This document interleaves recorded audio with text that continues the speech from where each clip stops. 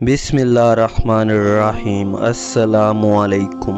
بخت نصر بادشاہ کا عبرت انگیز واقعہ۔ بخت نصر بادشاہ ابتدا میں نہایت نیک بخت و صالح تھا۔ حضرت زکریا اور یحییٰ علیہ السلام کی نہایت اطاعت کرتا تھا۔ اتفاقاً اس نے ایک عورت سے نکاح کیا جس کے ہمراہ ایک لڑکی نہایت حسین و جمیل پہلے شوہر سے تھی۔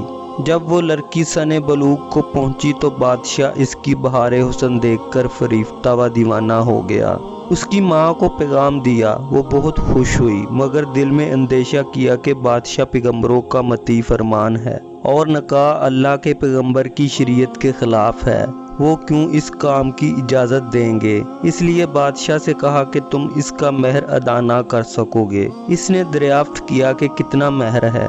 جو کچھ کہو میں دوں گا۔ عورت نے کہا اس کا مہر تمہارے دونوں پیغمبروں کا سر ہے، اگر تم یہ مہر ادا کر سکو تو لڑکی حاضر ہے، ورنہ اس کا نام مت لو۔ بادشاہ نے کہا کہ یہ پیغمبر ہمارے دشمن نہیں بلکہ ہمارے خیر خواہ اور داغو ہیں، ان کو بے جرم گناہ قتل کرنا ظلم عظیم ہے، اس کے سوا کچھ مانگو، جو مہر کہو مجھے منظور ہے۔ اس نے کہا اس کے سوا کوئی مہر نہیں ہے۔ بادشاہ نے ہوائے نفسانی سے مغلوب ہو کر فوج کو حکم دیا کہ دونوں بے گناہوں کا سر کاٹ لاؤ۔ حکم کے پابند جب سپاہیوں نے جا کر اول حضرت یحییٰ کو بیت المقدس میں قتل کیا اور حضرت زکریا یہ حال دیکھ کر جنگل کی طرف بھاگ نکلے، فوج پیچھے ہوئی اور شیطان نے ان کی رہنمائی کی۔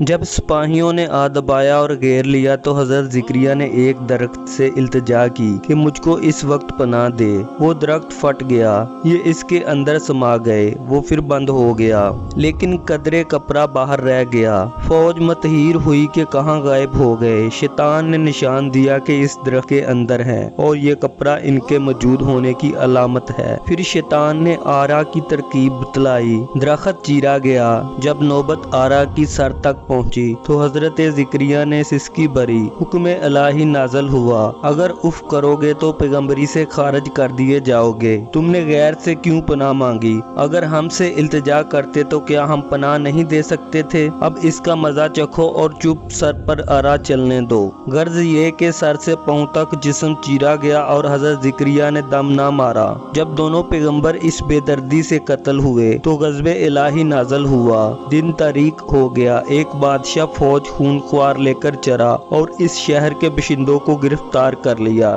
حضرت یحییٰ کا خون بند نہ ہوتا تھا، جب قبر میں رکھتے تھے تو قبر خون سے لبریز ہو جاتی تھی۔ بادشاہ کے لشکر نے قسم کھائی کہ جب تک خون بند نہ ہوگا میں قتل سے باز نہ رہوں گا۔ ہزارہ آدمی نے طے کر دیے لیکن خون بند نہ ہوا۔ اس وقت ایک شخص حضرت یحییٰ کی لاش پر آیا اور کہا کہ تم پیغمبر ہو یا ظالم؟ ایک خون کے بدلے میں 1000 آدمی قتل ہو چکے، اب کیا سارے جہاں کو قتل کراؤ گے؟ اتنا کہنا تھا کہ خون بند ہو گیا۔ جامعہ دمشق میں حضرت یحییٰ کی قبر ہے۔ حاصل غرض اس بیان سے یہ ہے کہ اللہ کے سوا کسی سے استعانت نہ چاہیے کہ جب ایک نبی کو بھی اللہ تعالیٰ نے بطور تنبیہ کے آرے سے چروا دیا تو ہماری حیثیت کیا ہے؟ چنانچہ اس لیے اس واقعہ سے سبق حاصل کرتے ہوئے ہمیں چاہیے کہ نہ تو کبھی کسی پر کوئی ظلم کریں اور نہ اللہ کے سوا کسی سے مدد مانگیں۔ اللہ تعالیٰ سے مدد ہم سب کو عمل کرنے کی توفیق عطا فرمائے، آمین یا رب العالمین۔